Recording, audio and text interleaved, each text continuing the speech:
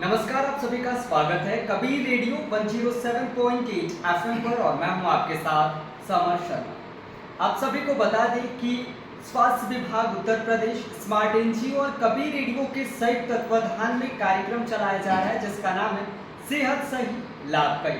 और इसी कार्यक्रम के तहत आज हमारे साथ बातचीत करने के लिए डॉक्टर दिनेश चंद्रा सर हैं, CMS 50 सैया एकीकृत आयुष चिकित्सालय संघ कबीर नगर। और ऐसे में आज हम सर से बात करने वाले हैं अंतर्राष्ट्रीय योग दिवस पर। लेकिन उससे पहले सर आपका बहुत बहुत स्वागत है आज के हमारे इस कार्यक्रम में। सर सबसे पहले तो हम आपसे जानना चाहेंगे कि योगा दिवस के अवसर पर आप आयुष चिकित्सालय की ओर से समाज को क्या संदेश देना चाहते हैं? एक्चुअली आज अंतर्राष्ट्रीय योग दिवस 2025 हम लोग सेलिब्रेट कर रहे हैं और आयुष मंत्रालय ने इस साल थीम रखी है yoga for one earth one health. इसका मतलब है कि पृथ्वी का प्रत्येक व्यक्ति उसकी हेल्थ के लिए योगा यानी योग करना आवश्यक है। अगर थोड़ा समझने की हम कोशिश करें तो जो योग है ये युज धातु से बना हुआ है जिसका मतलब होता है जोड़ना या मिलना। चाहे आत्मा का परमात्मा से मिलन हो या पृथ्वी का आकाश से मिलन, जहाँ भी आप जोड़ते हैं यूज होता है। लेकिन योग का भी जोड़ने का मतलब होता है कि आपका शरीर, मन और आत्मा ये एक ऐसे संतुलन में मिले जिससे आपको स्वास्थ्य और समृद्धि मिल सके। गीता में भगवान श्री कृष्ण ने कहा है योगस्व कर्म कौशलम, कर्म की कुशलता योग है। यानी जो काम आप करते हैं जब कुशलतापूर्वक उसको कर लेते हैं तो आप योगी हैं। महर्षि पतंजलि ने पतंजलि योग दर्शन में बताया है कि योगस्य चित्त वृत्ति निरोध है। जो चित्त की वृत्तियां हैं उन पे आप काबू पा लेते हैं, उन पे कंट्रोल कर लेते हैं तो आप योगी हैं। चित्त का मतलब होता है मन, ये बड़ा भ्रमित करता है, बड़ा चंचल होता है। जैसे काम, क्रोध, लोभ, मोह, ये वृत्तियां हैं कुछ जो आपकी लाइफ को डिस्टर्ब करती हैं। अगर पतंजलि योग दर्शन को आप पढ़ेंगे तो अष्टांग योग का जिक्र किया गया है। यानी ये योग के 8 पार्ट हैं। मैं डिटेल में नहीं जाऊंगा, स्टार्ट में आपसे बात करूंगा कि यम, नियम, आसन, प्राणायाम, प्रत्याहार, धारणा, ध्यान और समाधि। इसमें जो प्रथम 3 है यानी कि पहला यम है, ये समाज के सुधार के लिए है। इसमें 5 चीजें आती हैं। सत्य यानी कि आदमी को सही बोलना चाहिए, झूठ नहीं बोलना चाहिए। अहिंसा, हिंसा नहीं करनी चाहिए। अस्तेय, कोई चोरी चंडाली नहीं करनी चाहिए। अपरिग्रह, चीजों का आवश्यकता से अधिक ग्रहण नहीं करना चाहिए। और ब्रह्मचर्य, अगर इसका पालन आदमी करता है तो सामाजिक सुधार होता है। नियम, ये भी 5 हैं, ये व्यक्तिगत सुधार भी आता है। जैसे सूची, आदमी को स्वच्छता पे ध्यान देना है अपने शरीर की और आसपास की।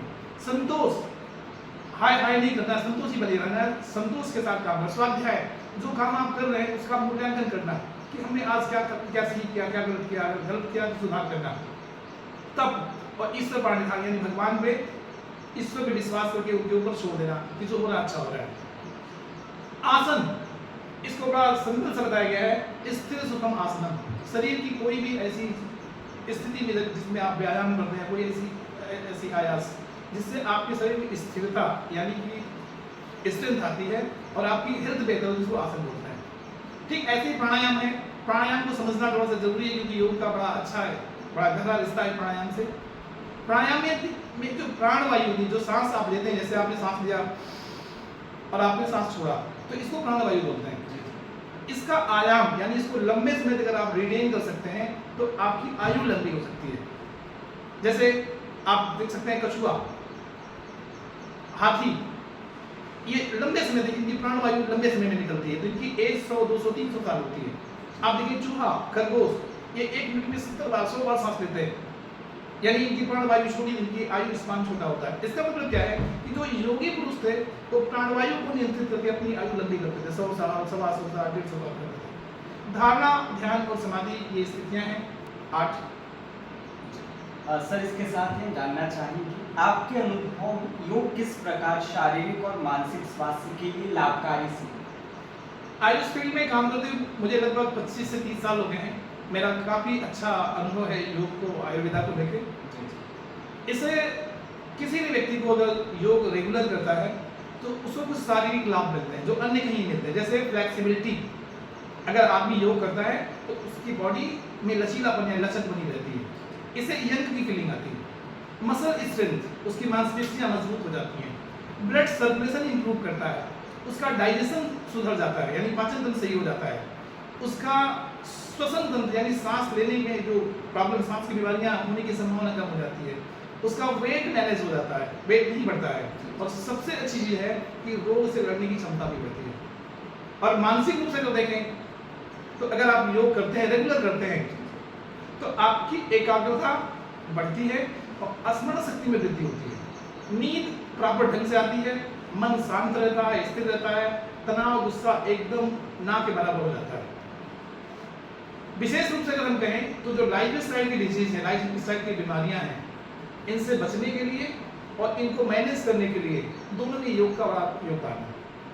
सर आजकल की जो भाग दौड़ बड़ी जिंदगी है, खासकर युवाओं की और जो काम करने वाले लोग हैं उनकी, तो उनके लिए योग कितना ज़रूरी है और क्या कुछ सरल योगाभ्यास बता सकते हैं हमारे श्रोताओं को? समझ साहब एकदम सही आपने कहा कि आजकल भाग दौड़ की जिंदगी है, वर्किंग पर्सन्स हैं, यंग जनरेशन के पास टाइम नहीं है, इसीलिए हमारे आयुष मंत्रालय द्वारा एक स्पेशल डिजाइन ही किया गया है बिजी लोगों के लिए, जिसे वाई ब्रेक कहते हैं। ये उन लोगों के लिए जो कामकाजी लोग हैं, ऑफिस में काम करते हैं या अपनी पढ़ाई कर रहे हैं, वो कामकाज के बीच में 5 मिनट का ब्रेक ले तो वाई ब्रेक बोलते हैं। इसमें ग्रीवा चालन से लेके कटी चक्रासन से लेके कुछ आसन है, इसमें नाड़ी शोधन है, प्राणायाम है, 1-1 मिनट के स्टेप्स हैं, ओनली 5 मिनट। अगर पर डे प्रैक्टिस करते हैं तो वर्किंग टाइम में 2 to 3 टाइम्स करके अपने हेल्थ को बेहतर रख सकते हैं। बहुत बहुत धन्यवाद सर आज के हमारे इस कार्यक्रम से जुड़ने के लिए और आज के इस अंतर्राष्ट्रीय योगा दिवस के अवसर पर बातचीत करने के लिए बहुत बहुत धन्यवाद। Thank you.